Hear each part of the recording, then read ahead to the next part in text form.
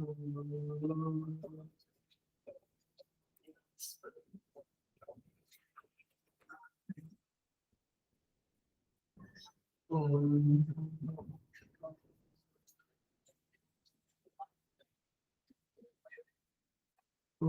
सहना भवतु सहनौ भुनक्तु सह वीर्यं करवावहै तेजस्विनावधीतमस्तु मा विद्विषावहै।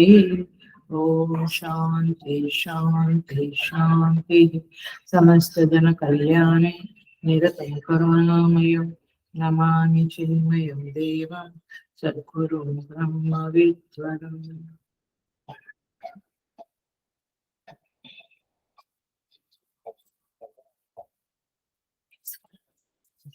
I welcome you all with great love and respect in this Taittiriya Upanishad discourses.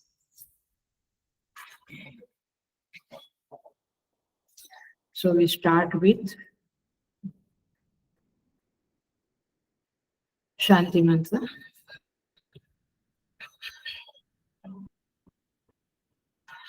Om Shanno Vitsa Sham Varunaha Shanno Bhavatva Yama Shanna Indra Bruhaspatihi Shanno Vishnu Rukramaha Namo Brahmane Namaste Vayo त्वमेव प्रत्यक्षं ब्रह्मासि त्वामेव प्रत्यक्षं ब्रह्म वदिष्यामि ऋतं वदिष्यामि सत्यं वदिष्यामि तन्मामवतु तद्वक्तारमवतु अवतु माम् अवतु वक्तारम्।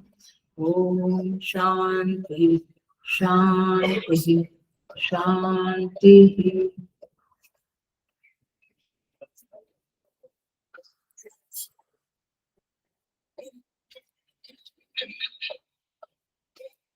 आज का मंत्र है पंचम अनुवाक शिक्षावली पंचम अनुवाक मंत्र 5।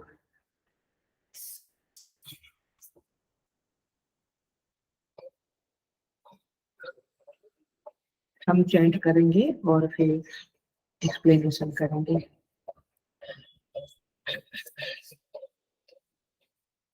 भूर्भुवः स्वः ऋति वा एतातिश्रो व्याहृतय तासामुहस्मैतां चतुर्थीं माहाचमस्य प्रवेदयते मह इति तद्ब्रह्मा स आत्मा अङ्गान्यादेवताः भूरिति वा अयं लोकः भुव इति अन्तरिक्षं सुव इति असौ लोकः मह इति आदित्यः आदित्येन वाव सर्वे लोका महीयन्ते भूरिति वा अग्निः भुव इति वायुः सुव इति आदित्यः मह इति चन्द्रमाः चन्द्रमसा वाव सर्वाणि ज्योतिर्नसि महीयन्ते भूरिति वा रुजः भुव इति सामानि सुवरिति यजुंसि मह इति ब्रह्मा ब्रह्मणा वाव सर्वे वेदा महीयन्ते भूरिति वै प्राणः भुव इति अपानः सुवरिति ज्ञानः मह इति अन्नम् अन्नेन वाव सर्वे प्राणा महीयन्ते तावा एताश्चतस्वश्चतुर्धा चतस्वश्चतस्रो व्याहृतयः तायो वेद स वेद ब्रह्मा सर्वे अस्मै देवा बलिमावहन्ति।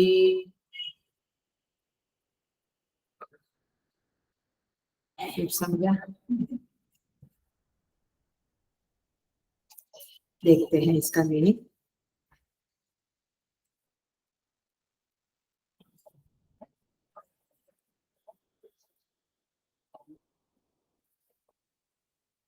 थोड़ा थोड़ा करके देखते हैं।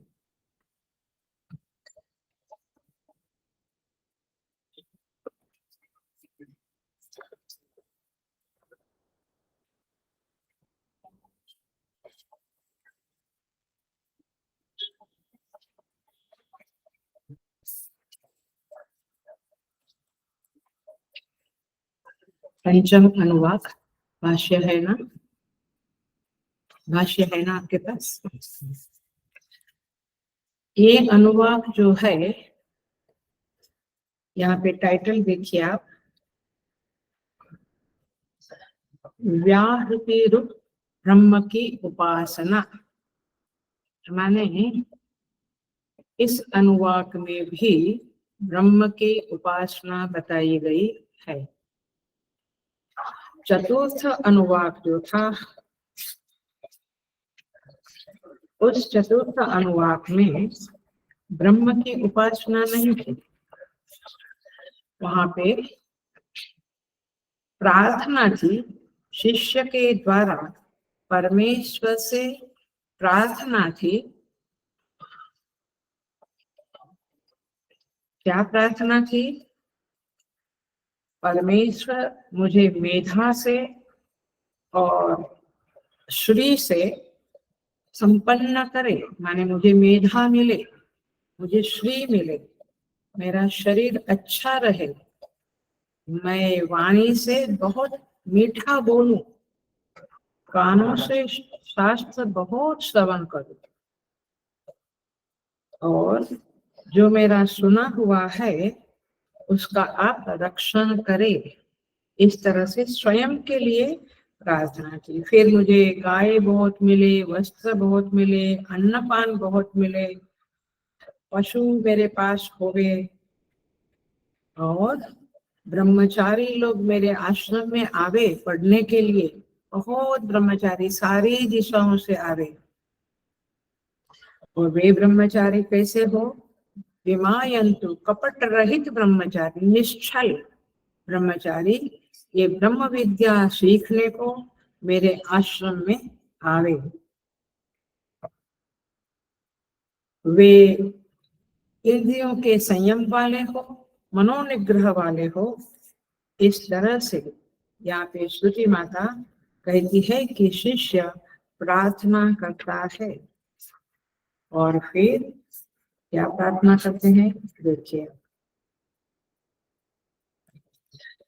फिर कहते हैं कि मैं यशस्वी हूँ। सारी प्रार्थना स्वयं के लिए है, लेकिन ये सबसे बढ़िया दी हाईएस्ट प्रकार की प्रार्थना है यहाँ पे। और ये शिक्षावली में ये बहुत ही फेमस प्रसिद्ध मंत्र है। यशोजने सानी स्वाहा। अब हवन शुरू करते हैं आश्रम में, और हवन में क्या प्रार्थना करते हैं? आहुतियां देते हैं।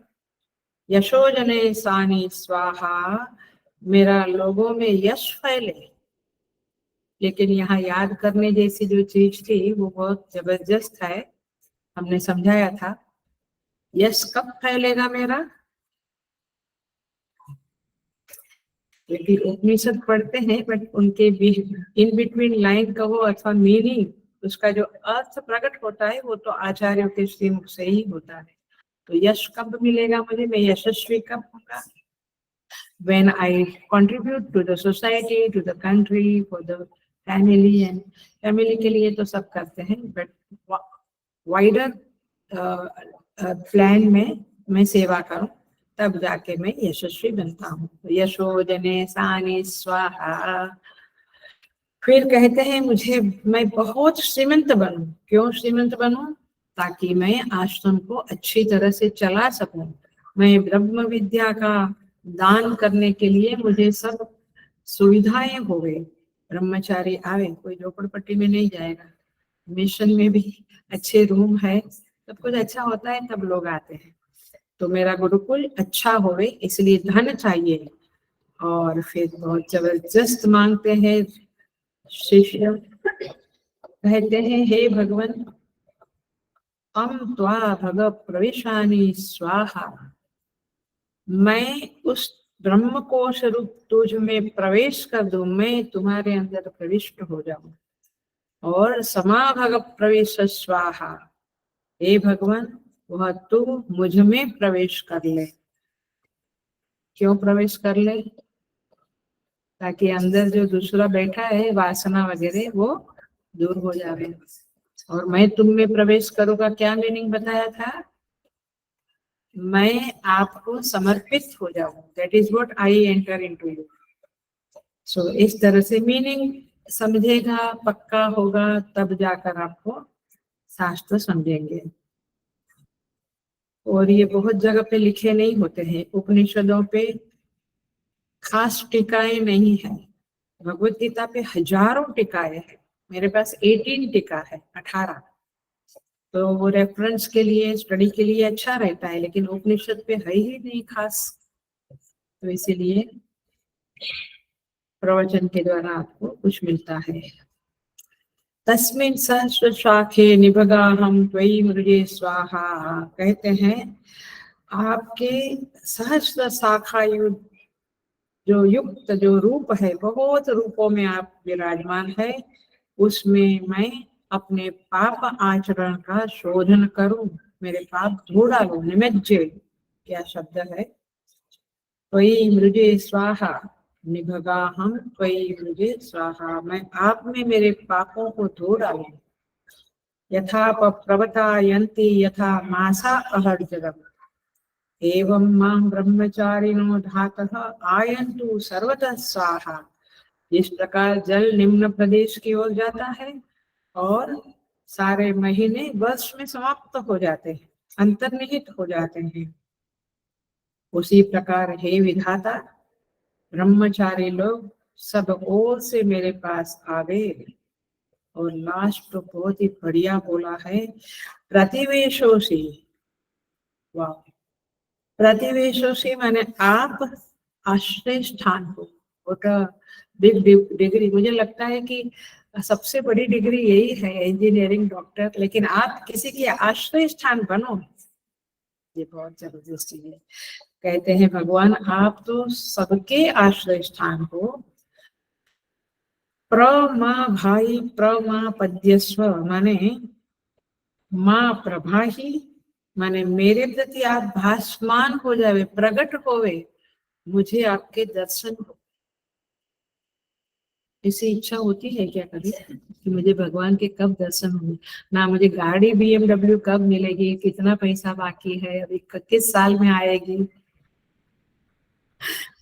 अथवा व्हाटएवर, आप मेरे सामने प्रकट हुए, मुझे आपके सगुण रूप का दर्शन करना है। और लास्ट शब्द है प्रमापद्यस्व माने माँ प्रपद्यस्व, आप मुझे प्राप्त हो जाओ बस। I want you in my life, nothing else. तो इस तरह से वेरी ब्यूटीफुल प्रेयर है, तो हमने पिछले क्लास में देखी। अब आज का प्रसंग शुरू करते हैं। 5वां अनुवाक। पूर्व के 1 से 5 अनुवाक में हमने बहिर उपासना के संदर्भ में मंत्रों को देखा। जैसे क्या बोला था, आकाश को देखो, पृथ्वी को देखो, देखो माने ध्यान करो, देखो माने ध्यान करो। ये जो संकीर्णता का जो हमारा अभ्यास है, खाली एक फैमिली, थोड़ा सा ये थोड़ा सा ये नहीं, कहते हैं कि आप प्रकृति दर्शन करो, ये बहिर उपासना थी। और अब जो उपासना है, मैंने वहां क्या था, चित्त बहिर्मुख बहुत था, इसीलिए जिसका चित्त बहुत एक्सट्रोवर्टेड है उसके लिए पहला स्टेप है प्राकृतिक दर्शन, प्रकृति का दर्शन करो। विद्युत है, चंद्रमा, सबका दर्शन कराने को करा, श्रुति ने हमसे वो साधना, वो उपासना कराई। उसके बाद चित्त की संकीर्णता को, संकीर्णता माने समझता है, संकीर्णता माने छोटा सा, आपका जो सोचने का दायरा है वो छोटा सा है। क्या सोचते हैं आप? ऋतु, मंदिर, घर के लोग, ज्यादा कुछ बाहर दायरा नहीं है। दायरा आप न्यूज देखते हैं तो उसको दायरा नहीं कहेंगे, दायरा ये कहेंगे कि जहां आप कुछ उनके बारे में चिंतित है, उनके बारे में कुछ आपको सेवा करना है। न्यूज वगैरह तो एक क्या बोलते हैं, दृष्टा के रूप में देखते हैं हम लोग। We are not concern much kind of. So इसे कहेंगे संकिचित, वो छोटा है। हम कहते हैं अरे कम आउट फ्रॉम भिंडी वांगी, क्या वांगी, भिंडी वांगी से बाहर आ जाओ, थोड़ा कुछ करो, भजन करो, सेवा करो। सो अब जो है साधना में आगे बढ़ते हैं ऋषि और कहते हैं कि अब आप अंत उपासना का आरंभ करो। भगवान भाष्यकार शब्द देते हैं आभ्यंतर उपासना, अंदर की उपासना। अब बाहर देखते थे, अब अंदर देखने का शुरू करो, अंतर्मुखी बनो। और ये जो संकीर्ण चित्त था उसकी व्यापकता को महसूस करने का अभ्यास करो। मैं कैसे कहूँ, अनुभव की ही बातें होती है कि आप जब बिगनिंग में अंत उपासना शुरू करते हैं, अंदर देखने की उपासना, ये फेफड़ा वगैरह नहीं देखना है ना, या वो जो क्या बोलते हैं वो चक्र वगैरह की बातें अलग है, ये वेदांत की तरह की साधनाएं हैं। तो जब आप धीरे धीरे साधना बढ़ती है, उपासना बढ़ती है, तो आपका अंतराकाश, अंत आकाश, अंदर की व्यापकता बड़ी बड़ी बड़ी बड़ी होती जाती है। ये अनुभव की बातें होती है। सो यहाँ पे कहते हैं कि आप व्यापकता को बढ़ाओ, इसका अनुभव करो, और उसके लिए अंत उपासना की जरूरत है। और चित्त की व्यापकता को समझना, उसके लिए साधना करना और उसको अनुभव करना, ये आप उपासना में आता है। ये करो आप। अब कैसे होगा उसकी टेक्निक इस मंत्र में बताते हैं। Are you clear? ये बहुत डिफिकल्ट नहीं है वैसे देखा जाए तो, लेकिन ये अनुभव की ही बात है, इतना मैं कह सकूंगी। अब यहाँ पे टाइटल दिया है श्रुति माता ने, व्याहृति रूप ब्रह्म की उपासना। ये व्याहृति शब्द शायद आपके लिए नया होगा या पहले आया है? अच्छा ठीक है, नहीं आया है तो हम समझेंगे। फिर मैं मंत्र को ट्रांसलेशन करती हूँ, जरा ये फाउंडेशन बना रहे हैं। देखिए, व्याहृति शब्द का अर्थ है इन शब्दों में, व्याहृति एक शब्द है, अक्षर है, शब्द है। इन शब्दों में विशेष अर्थों का चित्त में आहरण करने की सामर्थ्य है। नहीं समझा होगा कुछ भी, समझा? व्याहृति, इसको इस तरह से समझो, वी प्लस आ प्लस हरण, वी प्लस आ प्लस हरण। हृदय शब्द किससे बना है? रु धातु से, और उसी से हरण शब्द बना है। रुक्मिणी का हरण किया बोलते हैं ना, तो हरण शब्द समझ में आए। आहरण का अर्थ होता है, हरण माने कोई ले गया, आहरण माने टू ब्रिंग बैक, वापस अपने पास लाओ। इतना समझ में आया? अब बी प्लस आहरण, आहरण, आ माने आसमंत, चारों ओर से उसको अपने चित्त में लाओ। समझेगा मैं धीरे धीरे से। और वी प्लस आहरण माने विशेष रूप से, जो ऐसे शब्द है जो चित्त में आहरण करते हैं। किसका? अर्थ का। अर्थ माने वस्तु। धीरे धीरे समझेगा, आप इम्पेशेंट नहीं होगा। विशेष रूप से अर्थों का आहरण कराने वाले जो शब्द है उसे व्याहृति कहते हैं। कैसे बोलते हैं? विशेष रूप से चित्त में अर्थ को आहरण कराने वाले जो शब्द है उसे व्याहृति कहते हैं। जरा सा और देखते हैं। देखिए,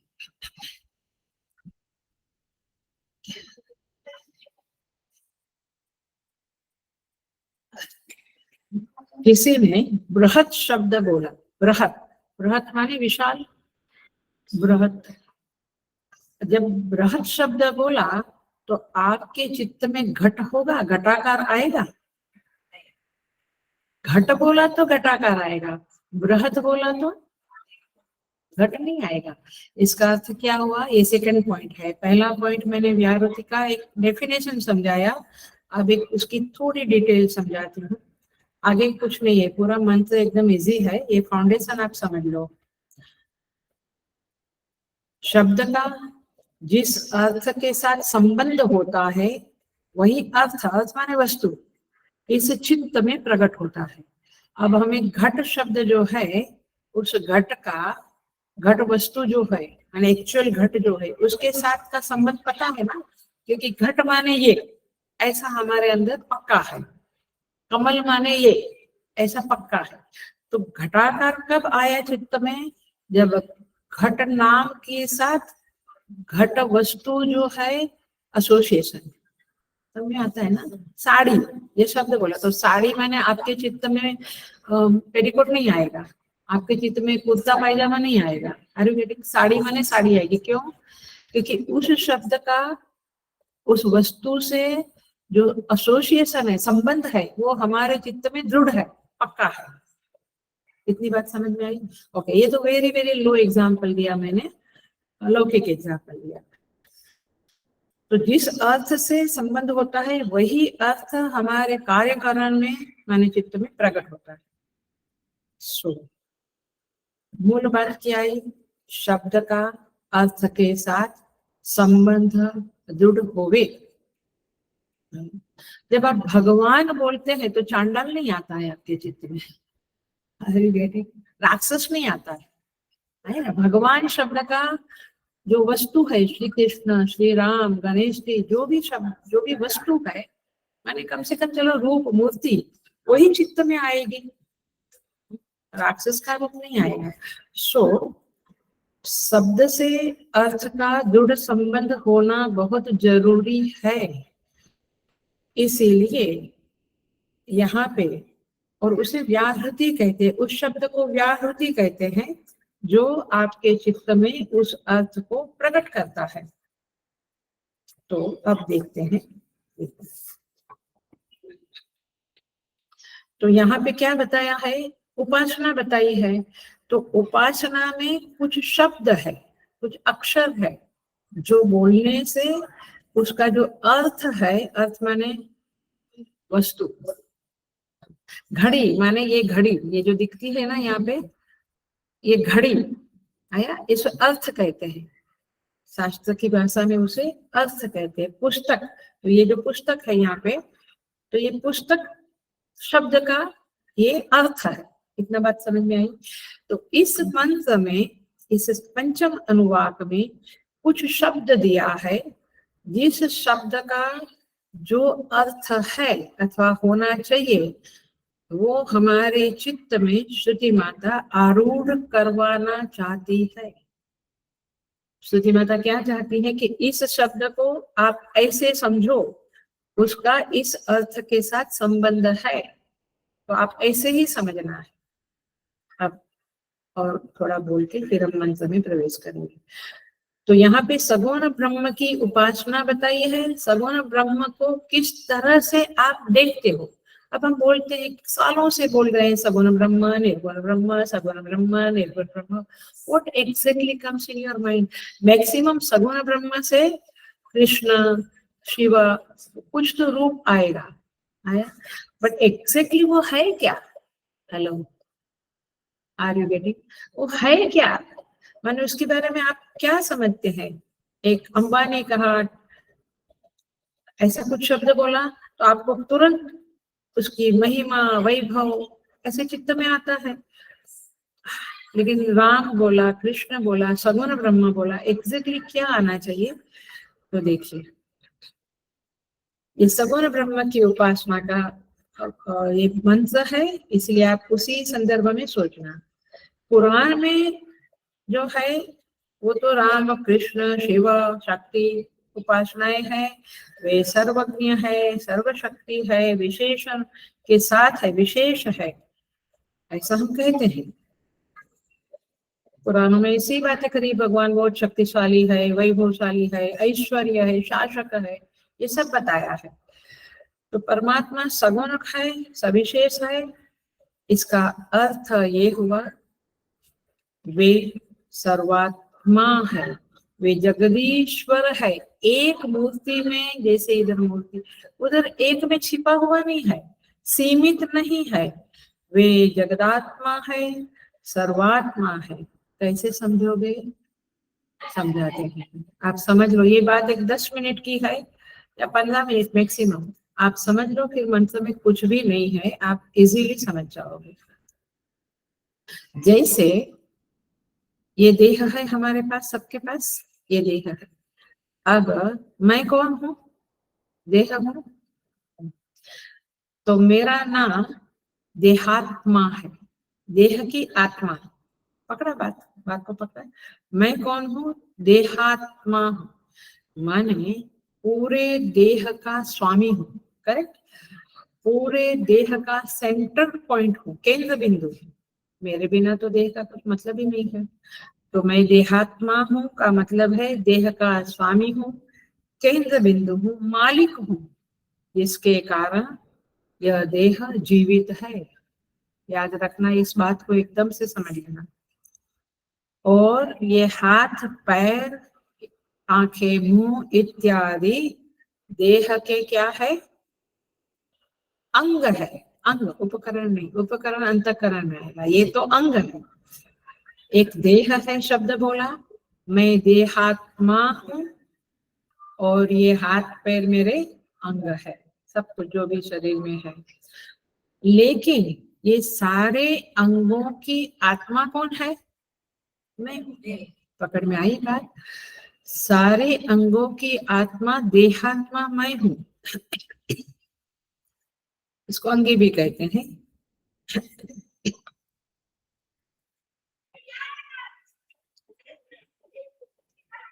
तो अब ये बात यदि समझ में आ गई है तो ये दृष्टांत है। अब मैं दाष्टांत बताने जा रही हूँ। दाष्टांत दृष्टांत समझता है ना?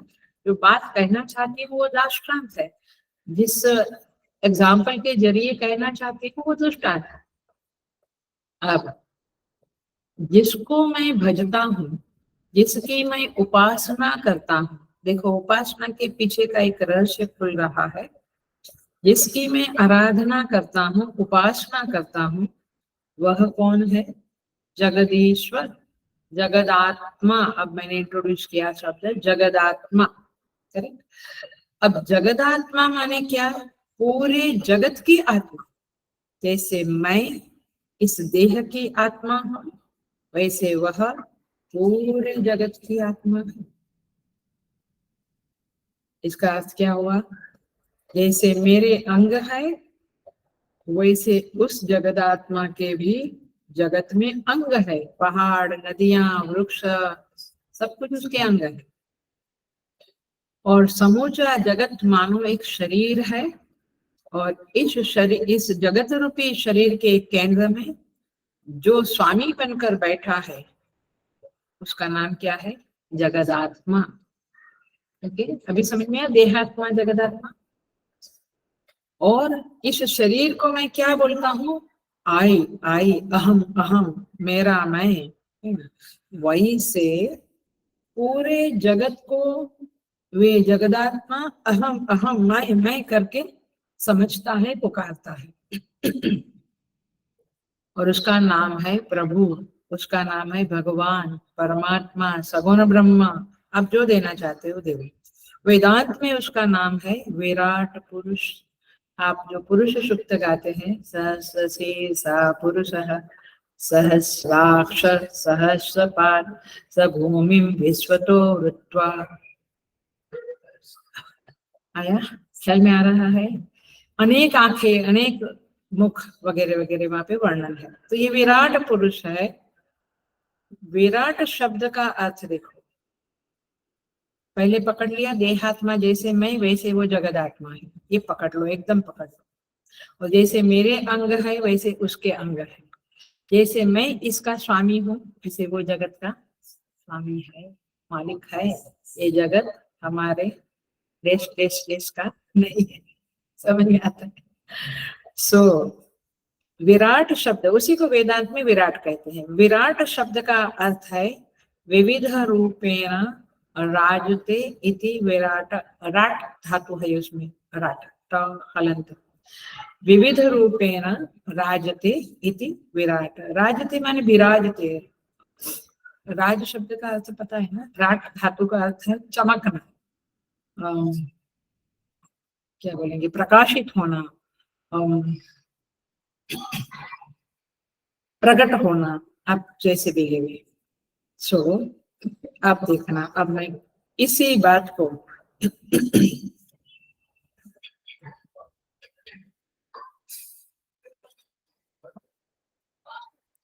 अलग तरह से समझाने की कोशिश करते हैं। एक बार वो प्रभु चित्त में स्पष्ट हो जाए, बैठ जाए, फिर उपासना बहुत इजी होती है। सो विराजना माने चमकना, प्रकाशित, illumine, I think illumination is the right word in English. Illumine होना है ना, इल्यूमिन शब्द। अब उसको अलग तरह से बोलती हूँ, जैसे इस हाथ के रूप में मैं ही विराजमान हूँ, राजते मैं ही हूँ। किस रूप में? इस हाथ के रूप में मैं ही प्रकट होता हूँ। राजते माने प्रकट होना। सारे अंगों के रूप में भी मैं ही प्रकट होता हूँ। हेलो, पकड़ लेना इस बात को। पहले मैंने अलग तरह से समझाया, अब पहले जैसे समझाया उसका दूसरा एंगल लेके समझा रहे। मतलब कि जब मैं वाणी बोलता हूँ तभी मैं अपने आप को प्रकट करता हूँ। मैं माने देहात। जब मैं बोलता हूँ, वाणी बोलता हूँ, तो मैं अपने आप को प्रकट करता हूँ। करेक्ट, समझा? I express my self, I manifest my self, I appear my self. मुझे आप देख रहे हो, माने आप मेरी वाणी सुन रहे हो, तो आप मुझे सुन रहे हो, तो मैं प्रकट हो रहा हूँ। जब मैं सिर हिलाता हूँ स्वीकृति में, यस, तो कौन हिलाया सिर? सिर ने हिलाया अपने आप को? नहीं, मैं सिर हिलाया। तो मुझे, आप मुझे देखते हो। वी आर नॉट अवेयर, हम अंधों की तरह जी रहे हैं, अज्ञान की तरह जी रहे हैं, इसलिए। अदरवाइज आप इसको समझेंगे। तो मैं ही सारे अंगों के रूप में, सारी कर्मेंद्रिया, ज्ञानेंद्रिया, सबके रूप में मैं ही प्रकट हो रहा। उसी तरह से अब ये दृष्टांत गया, अब दाष्टांत गए। उसी तरह से पूरे जगत में जो जो उनके अंग है, सारा जगत उनके अंग रूप ही है। उसमें वही, वह सगुण ब्रह्म ही, हेलो, अपने आप को जाहिर कर रहा है, प्रकट कर रहा है। उसे देखना ये उपासना है। पकड़ी बात आपने? फिर से वही बात आई, ईशावास्यम, वृक्ष को देखो, उसको देखो। ये दो ही पूरे सारे उपनिषद, 10 उपनिषद भगवान करे पूरे हुए, तो आपको ये दो वाक्य ही पकड़ना है। क्या? ईशावास्यम इदगम सर्वम, और वृक्ष को देखो और उसको देखो। क्यों? वृक्ष उसका अंग है, वो उस अपने अंग रूप में वो अपने को ही जाहिर कर रहा है। कौन? कौन? जो सगुण ब्रह्मा, परमेश्वर, जो भी बोला, राम कृष्ण, जो भी। तो मंदिर में नहीं बैठे हैं वे, हमारे वैदिक चिंतन में वे सर्वत्र विराजमान है। और विराजमान है माने इन इन रूपों में वे स्वयं अपने आप को प्रकट कर रहे हैं, जाहिर कर रहे हैं। जाहिर करना माने समझते हैं ना, मैं हूँ, वो निकलते हैं ना अपने आप नारा लेकर, तो जाहिर करते हैं कि हम लोग देखो क्या कहना चाहते हैं, सुनो।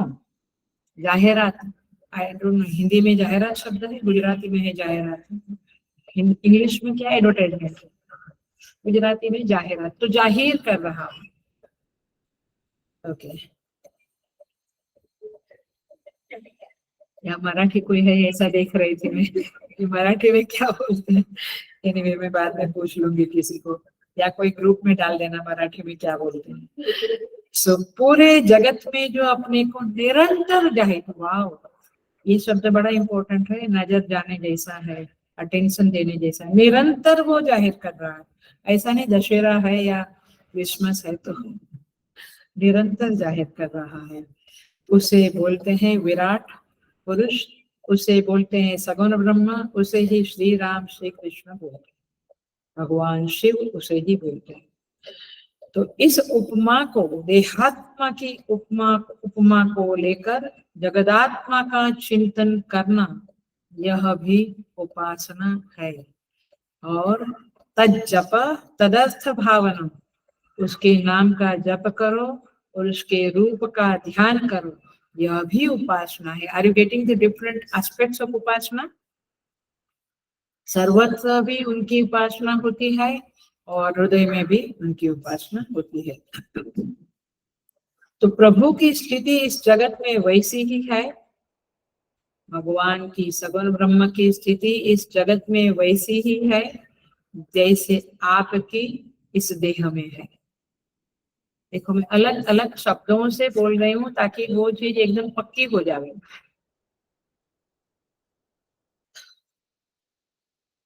आप नहीं तो देह गया नहीं, ऐसे वो नहीं तो जगत नहीं, लेकिन जगत है इसका मतलब है कि वो है। यही बात। अब एक वाक्य और, देह का प्रयोजन है कौन? मैं।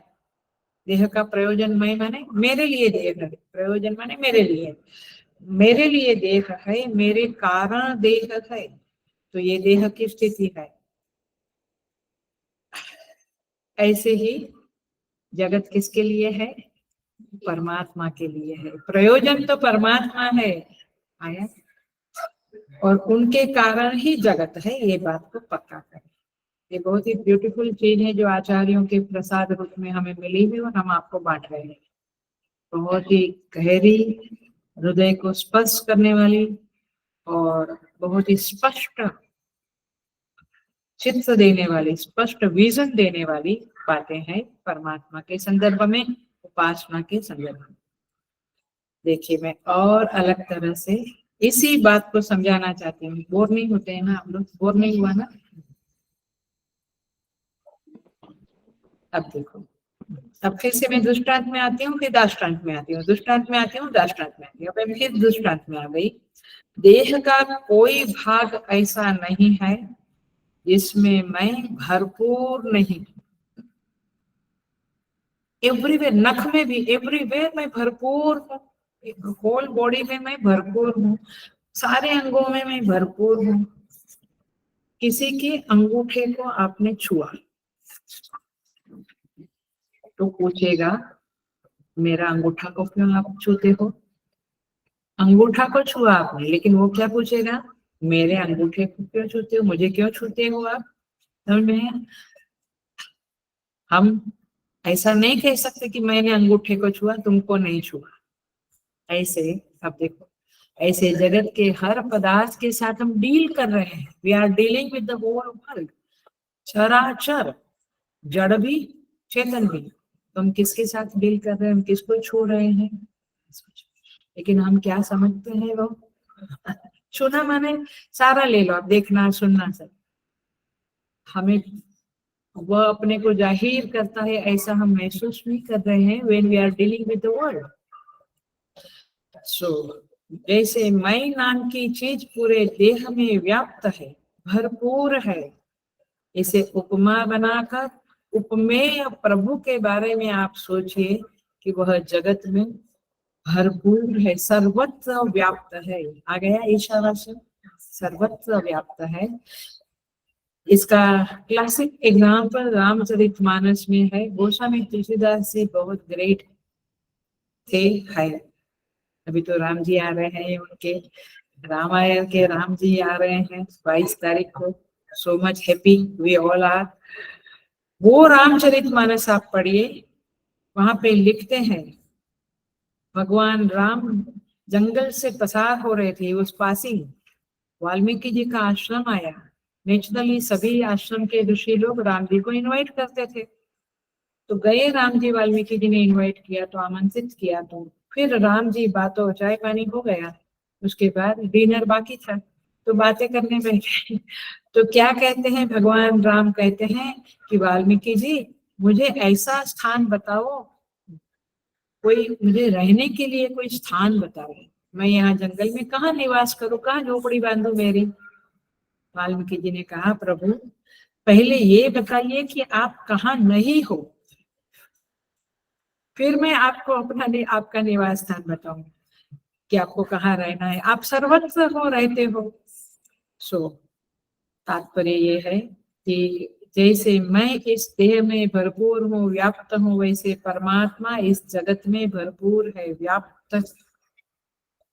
इसलिए लक्ष्मण जी जब भगवान राम से राम गीता होती है, भगवान राम को प्रश्न पूछा जाता है, तब क्या कहते हैं, पहले अपना इंट्रोडक्शन देते हैं ना, मैं आपकी सेवा करना चाहता हूँ तो पहले मैं कौन हूँ।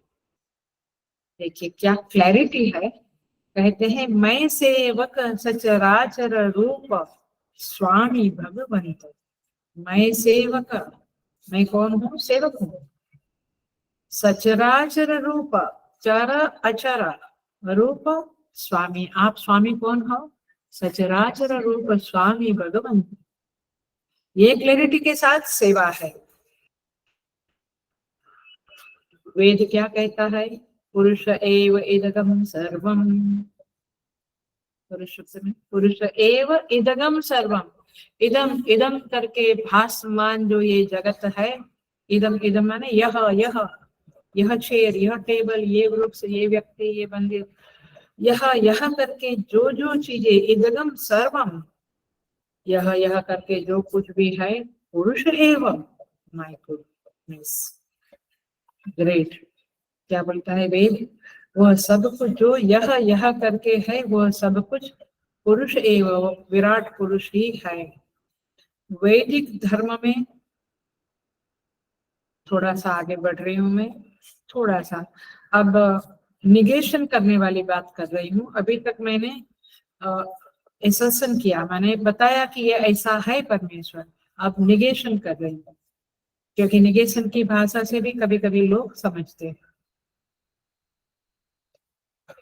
वैदिक धर्म में भगवान की स्थिति, सगुण ब्रह्म की, सगुण प्रभु की स्थिति लोक में या महल में नहीं, पृथ्वी लोक में है, स्वर्ग लोक में ऐसा एक लोक में है, जैसे वैकुंठ में है, कैलाश में है, और यहाँ क्योंकि वहां है तो यहाँ माने ऐसी मान्यताएं है ना कि वो वहां है, यहाँ है, ऐसा नहीं। वो तो वैदिक चिंतन में है कि सर्वत्र है, लेकिन कहीं ऐसा भी कहते हैं कि वो इस श्लोक में है या उस श्लोक में है, कोई कहते वो महल में रहते हैं, इत्यादि इत्यादि। सिंहासन पे विराजमान है माने सर्वत्र विराजमान नहीं है, नहीं बात ऐसा वैदिक चिंतन में कतई नहीं है। सर्वत्र सर्व पुरुष एव इदगम सर्वम, क्योंकि यदि आप, मैं लॉजिक देती हूँ, अब देखो तर्क की भाषा बोल रही हूँ, जिसे आप और क्लैरिटी से समझे। यदि वह एक सिंहासन पे विराजमान है या एक लोक में विराजमान है, कैलाश में भगवान शिव विराजमान, एक जगह पे एक लोक में विराजमान है, तो फिर वह व्यक्ति हो जाएगा, समष्टि या व्यष्टि होगा, समष्टि नहीं होगा। और इसीलिए केवल केवल उस आराधना में, उस उपासना में ये आएगा कि मेरे पास पैसे कम है, उसके पास बहुत है, मेरे पास शासकत्व कम है, उसके पास बहुत है, मेरे पास वैभव कम है, उसके पास बहुत है। तो इस तरह का चिंतन वेद का नहीं है। इस तरह का चिंतन व्यक्ति बना देगा समष्टि के रूप में, हम उसे देख नहीं पाएंगे, तो फिर तो वो सीमित हो गया। लेकिन वेद कहता है कि वो असीम है। हमारा भारतीय चिंतन, सनातन धर्म क्या कहता है, वह असीम है। और इसीलिए यहाँ पे जब अब हम उपासना शुरू करेंगे, जब उपासना की बात आती है और आप उपासना करते हैं, तो परमेश्वर को, सगुण ब्रह्म को इस रूप में देखना है। आया सिंपल, हम मैंने कभी नेरुल में सेमिनार कुछ लिया था, तो मानस उपासना बताई थी, मानसिक। तो वहां कैसा है, अपने मानस में ये परमेश्वर है, अपना रूप है एक देवता का, फिर हम कुमकुम लगाते, अक्षता करते, वो तो ओपनिंग वाली बात है। लोग वहीं पे रुक गए, बोलते हैं हमारी मानस उपासना बहुत अच्छी होती है। तो उन लोगों को मैं कहूंगी, क्योंकि वो फिर बहुत जगह पे फैल गई थी। तो ये एक ओपनिंग स्टेप है। अभी आपको जैसे अभी प्रवचन में कहा, उस तरह की उपासना में आपको प्रवेश करना है। केवल मानस उपासना कर दी, माने पूजा आप बाहर से करते हैं, ऐसे मानस पूजा करते हैं, मानस उपासना करते हैं, बट वहीं आपको साधना में रुकना नहीं है, आगे बढ़ो। और आगे कैसे बढ़ना है, जो आज का प्रवचन है उसको 10 बार सुनो, मैं 10 बार बोलूंगी, क्योंकि वो सुनने से ही वो चित्त में वो विचार, वो आदेश उपदेश दृढ़ होंगे। इसलिए इस तरह से समझना है और ऐसी उपासना करनी है। भाष्यकार कहते हैं ब्रह्मणः उपासनम, ये ब्रह्म की, सगुण ब्रह्म की उपासना है। अब आपको थोड़ा सा समझ लेना है, फिर आपको इजी इजी जाएगा। मैं इजी इजी बोल के पूरा क्लास खींच रही हूँ, लेकिन I think it's not too heavy, बहुत हेवी है। अब यह जो सगुण ब्रह्म है, ध्यान से सुनना, वह व्याहृतियों का आत्मा है। ये व्याहृति शब्द समझाया ना थोड़ी देर पहले, विशेष आहरण। कुछ शब्द ऐसे है, जैसे विष्णु बोला, चलो आपको एक एग्जांपल बीच में दे देती हूँ। जैसे विष्णु बोला, तो आपके चित्त में शंख चक्र गदाधारी विष्णु प्रकट होंगे। तो विष्णु शब्द ने क्या कराया, विष्णु शब्द ने अपने अर्थ को, माने विष्णु शब्द किसको लागू पड़ता है, तो अपने अर्थ को, उस वस्तु को आपके चित्त में आरूढ़ करवाया। यस, तो ये उपासना का मर्म है। बट कब करवाया, बचपन से आपको बताया जाता था। आजकल के बच्चों को आप बताते कि ये विष्णु है इसके शंख चक्र गदाधारी वगैरह वगैरह वगैरह, बाकी की चीजें बताते रहते, पता नहीं। एनीवे, हम लोगों को बताया गया है, इसलिए विष्णु शब्द बोलने से, और लक्ष्मी के पति है, ये सब बातें हमको बताई गई है। तो शब्द का अर्थ के साथ जो संबंध है वो हमारे चित्त में दृढ़ हो गया है। इसलिए विष्णु शब्द बोलने से हमारे चित्त में वो सगुण ब्रह्मा विष्णु के रूप में प्रकट होगा। सो इसे क्या कहेंगे, तो विष्णु को क्या कहेंगे, व्याहृति। अब पकड़ी बात, व्याहृति क्यों कहेंगे, क्योंकि उस शब्द ने अपने अर्थ को मेरे चित्त में आरूढ़ करने में उस शब्द का कंट्रीब्यूशन है, उसका नाम पड़ा व्याहृति। मैंने उसे शास्त्रीय शब्द में क्या कहेंगे, व्याहृति है। ये व्याहृतियां हमारे चित्त में उस सगुण ब्रह्म को आरूढ़ कराने में सहायता करती है।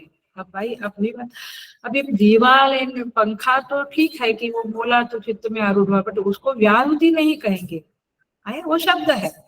बट जो शब्द उस सगुण ब्रह्म को हमारे चित्त में आरूढ़ करने की सामर्थ्य रखता है, हल्लो, उसे व्याहृति कहा जाता है शास्त्रों की भाषा में, शास्त्रीय भाषा में। आई थिंक अब तो काफी क्लियर हो गया। सो भाष्यकार कहते हैं, मैंने वो व्याहृतियों की आत्मा है ये ब्रह्मा, समझ में आया। आत्मा है माने उस शब्द का अर्थ है। सो भाष्यकार कहते हैं इसे आभ्यंतर उपासना कहते हैं, भीतर उपासना कहते हैं, और उसका फल है स्वराज्य की सिद्धि। स्वराज्य माने मोक्ष की सिद्धि। ये उपासना करते करते चित्त निर्मल बनेगा, और आप उस निर्मल चित्त में वह आत्मा प्रकट होगा, आप उसका रियलाइजेशन कर सकते हैं।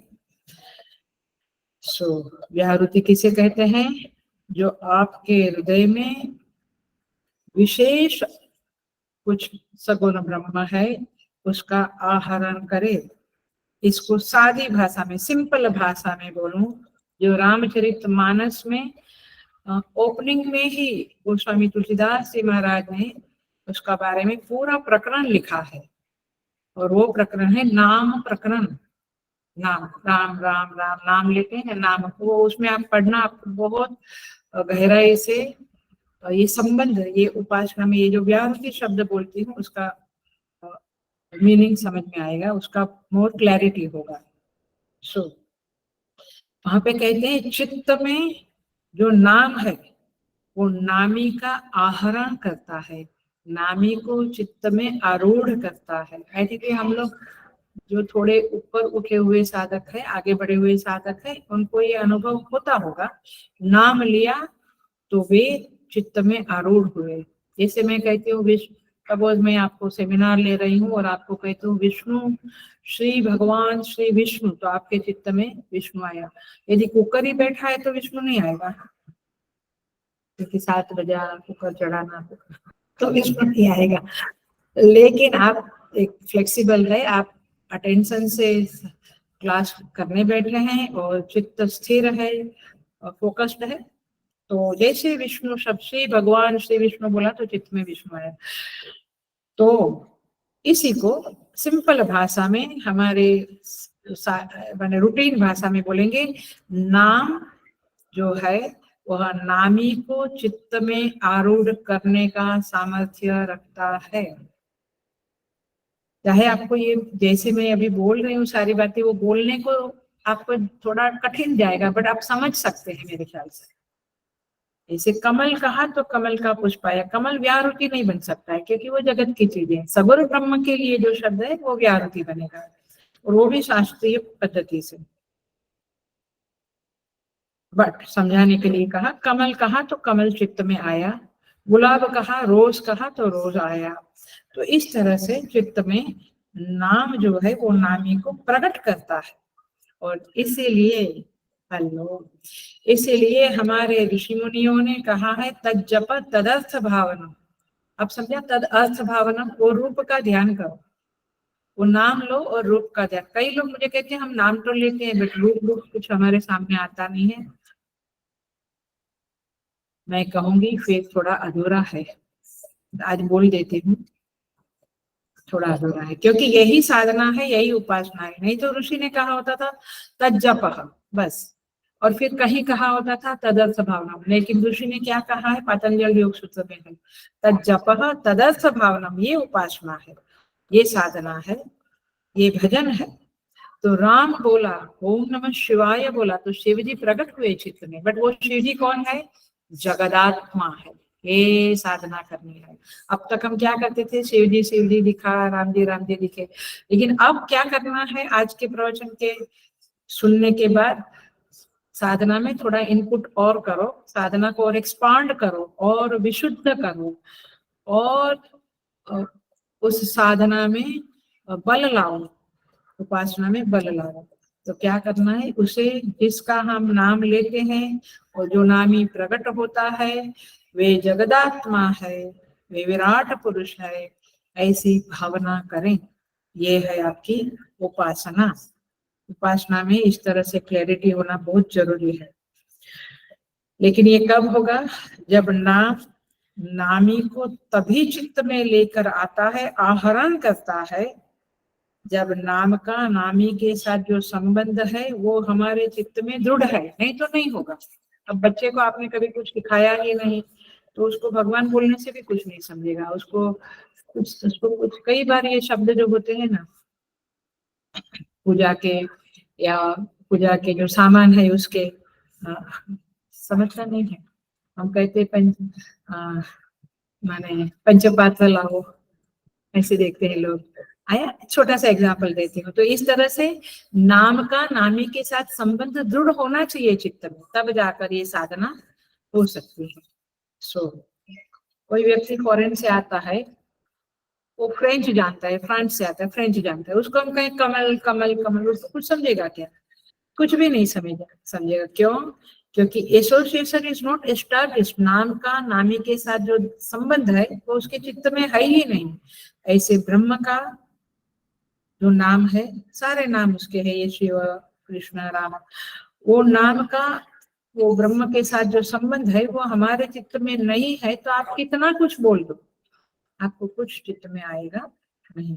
तो इसीलिए ये बात एकदम पक्की करें हम कि व्याहृति माने क्या।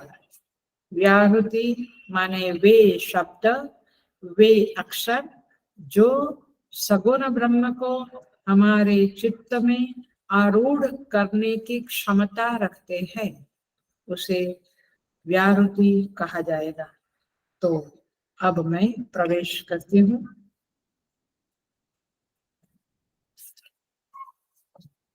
मंत्र में।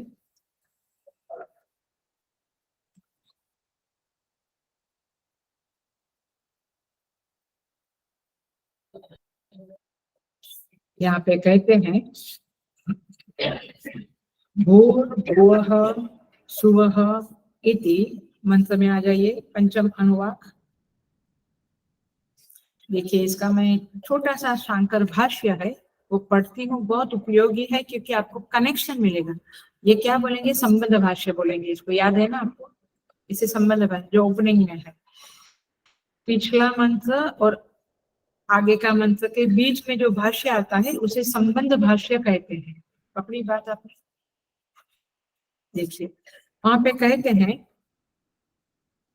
पहले संहिता संबंधिनी उपासना का वर्णन किया गया। संहिता विषयम उपासनम उक्तम तद अनु मेधा कामस्य श्री कामस्य मंत्राः अनुक्रांताः। उसके बाद मेधा की कामना वाले और श्री कामना वाले माने संपत्ति की कामना वाले पुरुषों के लिए मंत्र बतलाए गए। तेज पारंपर्येण विद्या उपयोगार्थाः एव। ये वाक्य इम्पोर्टेंट है क्योंकि कई बार वेदांत के पढ़ने वाले लोग कहते हैं हमें कुछ उपासना नहीं करनी, पूजा पाठ, हम लोग पाठ कुछ हम नहीं मानते हैं। सुनिए, वे भी परंपरा से ज्ञान के उपयोग के लिए है। मेधा की कामना, श्री की कामना, उपासना, ये किसके लिए है, ज्ञान पारंपरिया माने परंपरा से सिक्वेंसली ज्ञान के उपयोग के लिए है। अनंतरम व्याहृति आत्मनः ब्रह्मणः अंतः उपासनम होमा स्वराज्य फलम प्रस्तूयते। अर्थात उसके पश्चात अब जिसका फल स्वराज्य है माने मोक्ष है, उस व्याहृति रूप ब्रह्म की आंतरिक उपासना का आरंभ किया जाता है। माने क्या समझा, अब आंतरिक उपासना, लेकिन किसके लिए, उस स्वराज्य की प्राप्ति के लिए, मोक्ष की प्राप्ति के लिए जो उपासनाएं आवश्यक है उसके बारे में अब हम बताने जा रहे हैं। ऐसा भगवान भाष्यकार कहते हैं, मैंने ऋषि की बात को ही खोल रहे हैं। अब वहां पे तीन है ना नई बुक में भी, और 3 स्टंजा है काइंड ऑफ। यस, आप देखो फिर हाँ बोलो। 3 है ना, 1 2 3। यस और नो? तो पहला ही देखेंगे, एक साथ में सारा नहीं करूंगी नहीं तो आपको बोल जाएगा। भूः भुवः सुवः इति वा एताः तिस्रः व्याहृतयः। देख मिल गया आपको पहला।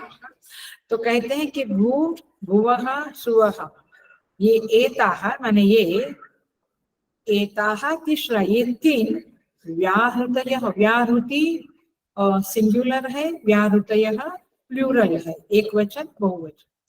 तो भू भुव सुवः क्या है, ये 3 व्याहृतियां है। तासाम, देखना संधि अलग कर रही हूँ, तासाम उह स्म एताम चतुर्थी। उन सब में, तासाम माने उन तीनों की अपेक्षा से चतुर्थी, चतुर्थी माने जो चतुर्थी माने चौथी व्याहृति है।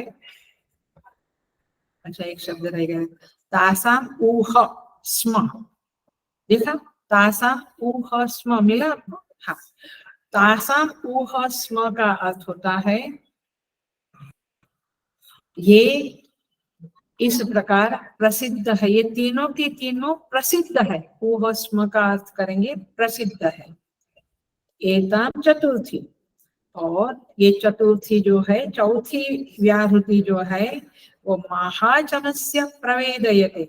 मह इति, मैं कोमा करवाती हूँ तो आपको इजी पड़ेगा। चतुर्थी के पास कोमा करो, तासाम ऊह स्म के पास कोमा करो, फिर एताम चतुर्थी महाजनस्य प्रवेदयते मह इति। कहते हैं उन तीनों की अपेक्षा से चतुर्थी जो है, चौथी, क्या चौथी व्याहृति है, उसका नाम क्या है? मह इति। मह, भू भुवः। अच्छा, एक बार आपको जरा वो पहले का याद करा दूं। 7 लोग ऊपर के हैं, वो कौन है? भू भुव सुव मह जना तप सत्यम। याद आया? अब यहाँ पे 3 तो प्रसिद्ध है, 3 तो हम लोग गायत्री मंत्र के कारण हमें पता है, भू भुव स्वः।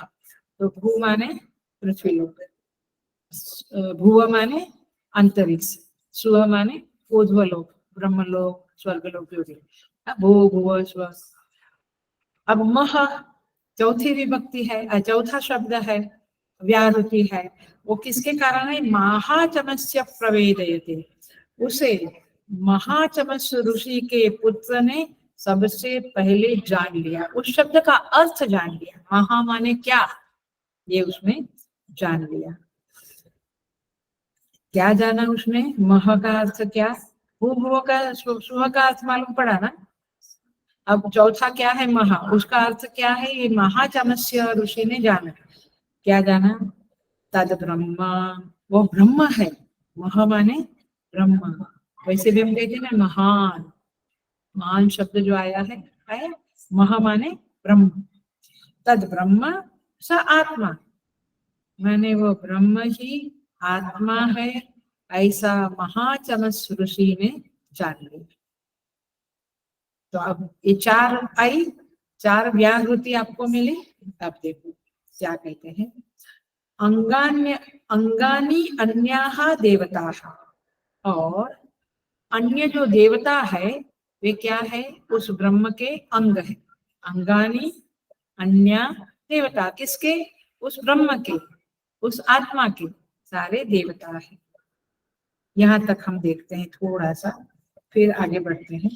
फिर आई होप, चलो एक और कर ही लेते हैं। भू इति वा अयम लोकः। अब देवता के पास आप एक कुछ तो साइन कर दो, वहां पे एक टॉपिक पूरा होता है, अब उपासना शुरू होती है। मैं उसको भी समझाती हूँ, बट ये भी हम देख लेते हैं ट्रांसलेशन। भू इति वा अयम लोकः, भू शब्द का अर्थ क्या है? अयम लोक माने पृथ्वी। आई बात, मिला आपको? भू माने पृथ्वी। ये हमें क्यों पता है? क्योंकि हम गायत्री मंत्र के द्वारा जानते रहते हैं कि भू भुव सुवः। भुव इति अंतरिक्षम, बराबर? भुव माने अंतरिक्षम। सुव इति असौ लोकः, असौ माने वह लोक, वह लोक माने परोक्ष, कोई स्वर्ग लोक, ब्रह्म लोक वगैरह, परोक्ष लोक। मह इति आदित्यः। अब मह शब्द का अर्थ क्या किया है? आदित्य किया है, माने ये शास्त्र का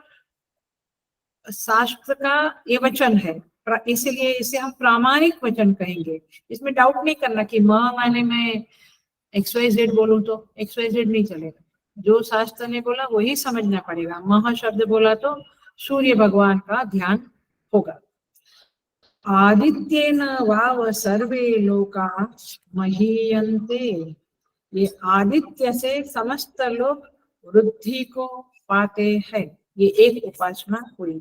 अब मैं इसका डिटेल में थोड़ा सा समझाऊंगी, बाकी की 3 उपासना है, फिर वो अगले क्लास में होगा। मैं अगले क्लास में पुनः सारा कुछ नहीं बोलूंगी, आप लोग पढ़ के सुन के आइए।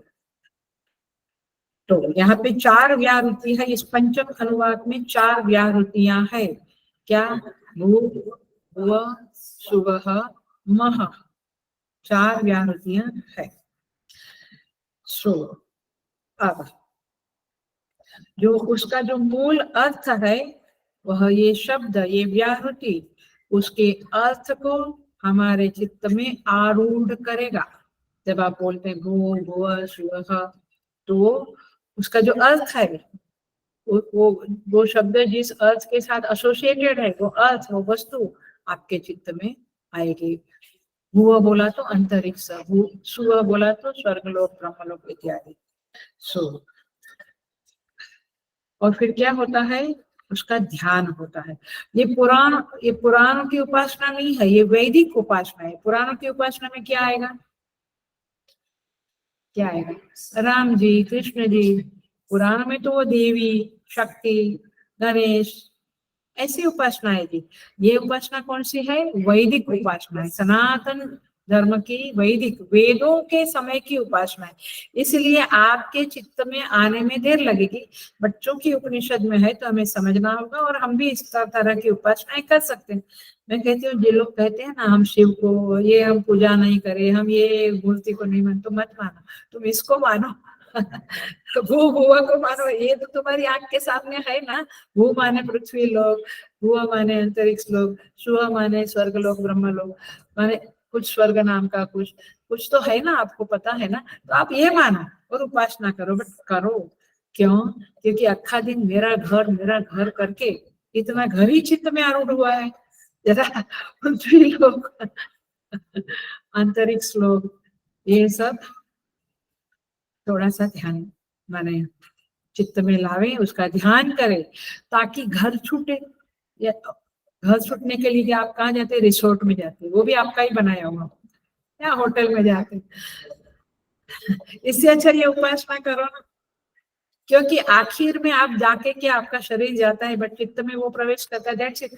आखिर चित्त में जो प्रवेश करता है वही हमें सुख दुख देता है। हेलो, आप मुझे कितने भी बड़े महल में रख दो और छोटे से मंदिर में, चित्त में जो घुसेगा वही आपको सुख दुख देगा। आया ख्याल में? इसलिए जब झगड़े होते हैं, वो कहते हैं उधर जाए, हम कहते हैं उधर जाए, आप लोग घर में होता है ना, फिर कभी कभी बोलते कहीं नहीं जाना है, जाने दो। लेकिन वो मैं सच में सोचती हूँ कभी कि वो बाहर का जो है, यू एंजॉय फाइन, लेकिन उसको अंदर से ही घर में ही कोने में बैठ के मस्त ध्यान करो और एक्सपीरियंस दैट हैप्पीनेस। एंड आपको जो चित्त में बहुत घर आसपास का सब कुछ जो भरा पड़ा है, महीने 2 महीने 4 महीने के बाद आप उड़ते हो इधर उधर, वो घर में पड़ा है, तो उसके बदले उपासना करो तो आपका चित्त स्वच्छ हो जाएगा। और कहीं जाकर पैसा खर्चा करने की जरूरत नहीं है, वो पैसा आप दान करो, पुण्य लेके जाओगे। अरे हो, ज्यादा ही बोल दिया, लेकिन जो कन्विक्शन है वही बोलती हूँ मैं। सो यहाँ पे कहते हैं भू भुव स्व, ये 3 व्याहृति है।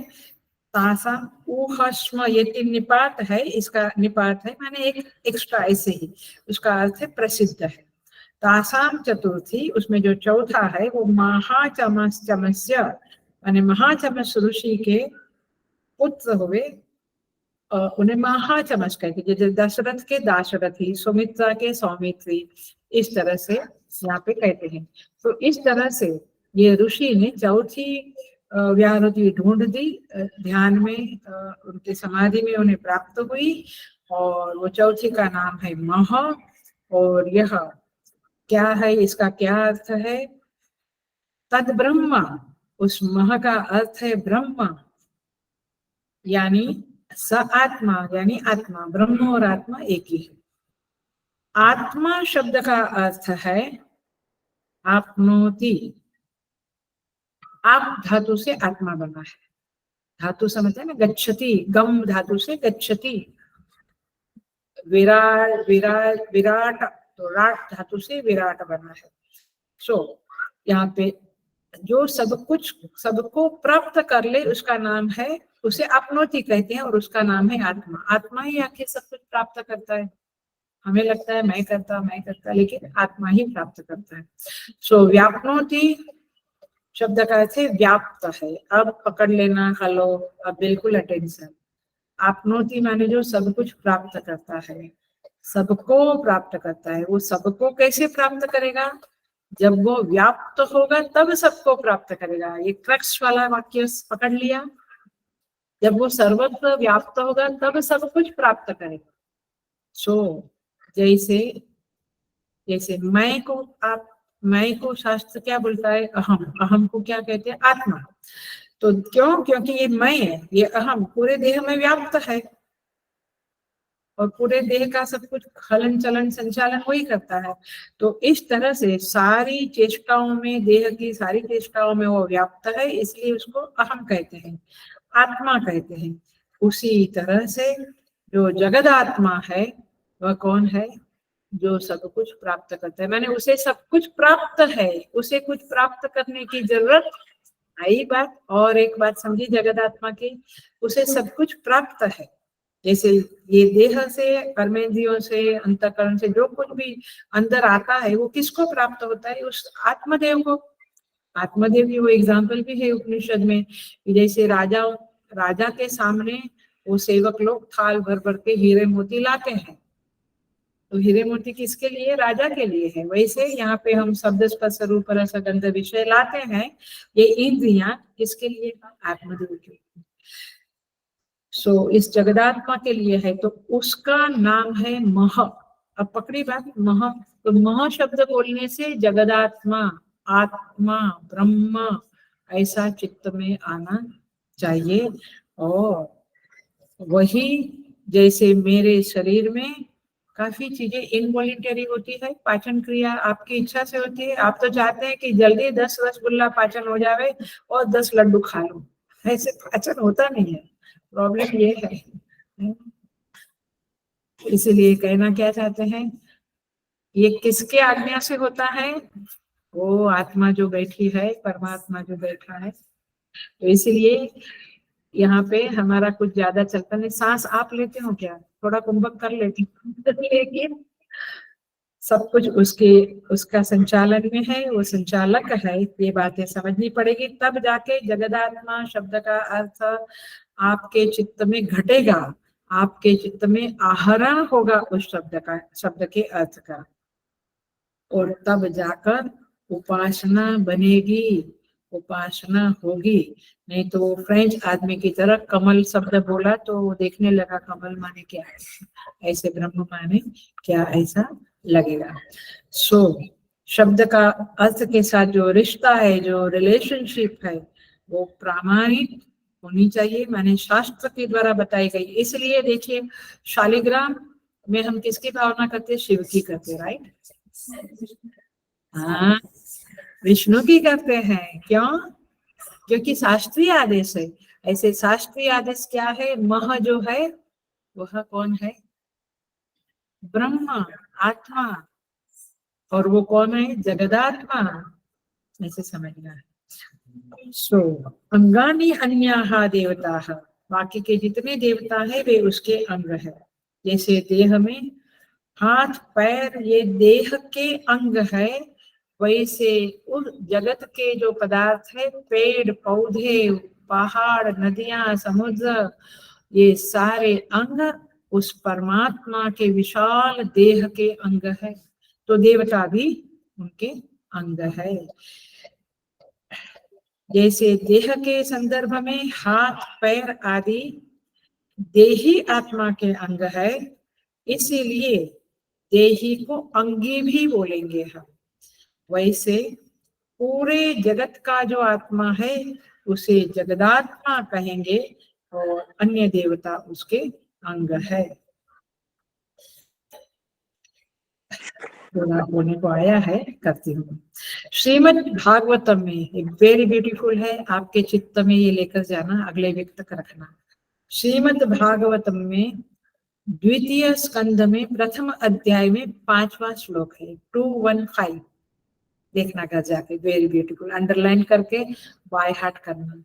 ये शब्द बोलती हूँ तो मुझे स्वामी सुबोधानंद जी की याद आती है, क्योंकि जब भी हम लोग उनके आसपास बैठते थे, और हमेशा बैठते थे, जब भी उनके पास जाएंगे तो रात को महफिल होती थी। महफिल माने यही शास्त्रों का डिस्कशन, शास्त्रों की बातों का डिस्कशन होता था। एक को पूछेंगे तुम प्रश्न पूछो, फिर दूसरे को कहेंगे कि तुम उत्तर दो, और फिर हमारी गड़बड़ है तो वो क्लैरिटी करते थे। इस तरह का हमारा वर्षों तक सत्संग हुआ है। तब वो बीच में कहते थे कि चलो बोलो, XYZ को बोलते थे, बोलो चलो भागवत का ये श्लोक बोलो। फिर दूसरे को बोलेंगे मीनिंग बोलो, फिर तीसरे को बोलेंगे आपको उसको बाय हार्ट करके आना है। तो बहुत बाय हार्ट करवाते थे। अभी मैं तो ऑफलाइन में नहीं हूँ तो बाय हार्ट का सवाल नहीं आता है खास, लेकिन आप देखना बहुत अच्छे दिन थे वो। तस्मात् भारत सर्वात्मा भगवान ईश्वरो हरिः श्रोतव्यः कीर्तितव्यश्च स्मर्तव्यश्चेच्छता अभयम। कहते हैं, माने वहां पे वेद व्यास जी कहते हैं तस्मात् भारत सर्वात्मा, हे भारत माने हे अर्जुन, भगवान कृष्ण के वचन है, सर्वात्मा भगवान ईश्वरो हरि। भगवान कौन है? सर्वात्मा, ये मेन बात है। भगवान सर्वात्मा है, ईश्वर है, हरि है। मूल शब्द ये सर्वात्मा है, इसलिए मैंने ये इसको उदाहरण दिया। देखो वो भगवान सर्वात, सबकी आत्मा के रूप में वो भगवान है, ईश्वरो हरि। और ब्यूटीफुल आदेश है, उपदेश है भगवान का, जिसको लेकर आज हम क्लास पूरा करेंगे। श्रोतव्य कीर्तितव्यश्च स्मर्तव्यश्चेच्छता भयम। श्रोतव्य माने उसके बारे में सुनते रहो, सुनते रहो, बहुत सुनो। देखो YouTube पे भी चढ़ते हैं लेक्चर, आपको रिकॉर्डिंग भी आती है, और भी मेरे सारे उपनिषद और सारे भगवत गीता के 18 अध्याय के ऑडियो भी है, अवेलेबल है। आप राजेश्वरी से पूछ सकते हैं या राजेश्वरी से पूछ सकते हैं, दोनों कोऑर्डिनेटर 2 क्लास की है। तो कहने का तात्पर्य कि सुनते रहो, बहुत कुछ सुनते रहो। कुछ लोग सुनते भी है, मुझे बताया है। तो श्रोतव्य कीर्तितव्यश्च, उनका कीर्तन करो। कीर्तन करो माने श्री राम जय राम जय जय राम तो कीर्तन है, लेकिन कीर्तन का अर्थ है आप उनके बारे में बताओ, उसकी कीर्ति करो। कीर्ति, हम किसी की कीर्ति के लिए निकले हैं क्या? इसको मत दो, उसके मत दो, ये कीर्ति है, ये कीर्तन है, बट वो सांसारिक बात है। ईश्वर का कीर्तन करो माने बताओ दूसरों को आज हमने क्या पढ़ा। वो सुनना नहीं चाहते तो भी सुनाओ थोड़ा, बोलो पहले मेरी बात सुनो फिर मैं आपकी बात सुनूंगा। थोड़ा डिप्लोमेसी होना है इसमें। स्मर्तव्य चेच्छता भयम, कहते हैं उसका स्मरण करो और फिर अभय को प्राप्त हो गया। आपको भय नहीं चाहिए ना, तो उनका स्मरण करो, उनके बारे में सुनो, उनका कीर्तन करो, ऐसा यहाँ पे कहा गया है। अब एक्चुअल जो मंत्र है जो हमने थोड़ा देखा, उसमें हम अगले क्लास में प्रवेश करेंगे। और 4 मंत्र है, यानी 4 जगह है जहाँ पे हमें उपासना करनी है, देखेंगे अगले क्लास में। ओम पूर्णमदः पूर्णमिदं पूर्णात् पूर्णमुदच्यते पूर्णस्य पूर्णमादाय पूर्णमेवावशिष्यते। ओम शांति शांति शांति। हरि ओम। श्री गुरुभ्यो नमः। हरि